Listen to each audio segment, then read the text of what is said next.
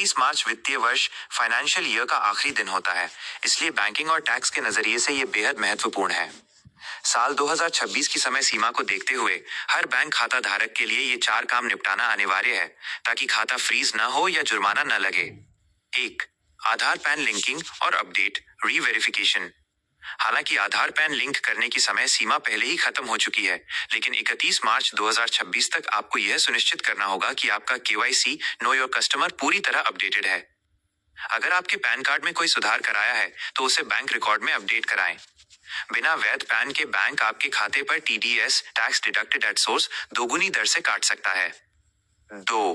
Bank खाते का KYC update री-KYC। RBI के नियमों के अनुसार बैंकों को समय समय पर ग्राहकों का KYC अपडेट करना होता है।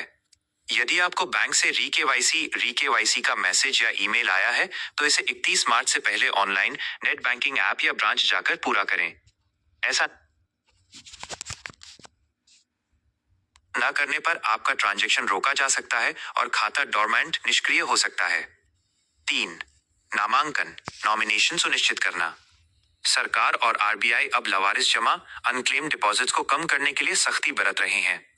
सुनिश्चित करें कि आपके हर बैंक खाते और FD में नॉमिनी का नाम दर्ज है।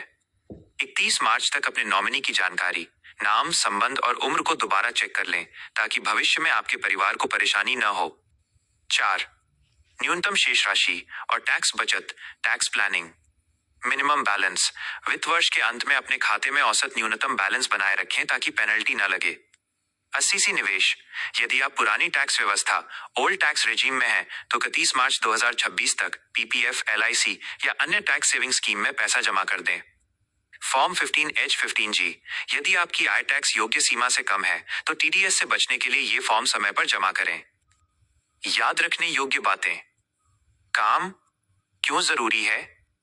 KYC खाता सक्रिय रखने के लिए, नॉमिनेशन कानूनी सुरक्षा के लिए, पैन आधार भारी TDS से बचने के लिए, टैक्स सेविंग आयकर में छूट पाने के लिए। क्या आप इनमें से किसी भी प्रक्रिया जैसे ऑनलाइन KYC कैसे करें के बारे में विस्तार से जानना चाहते हैं?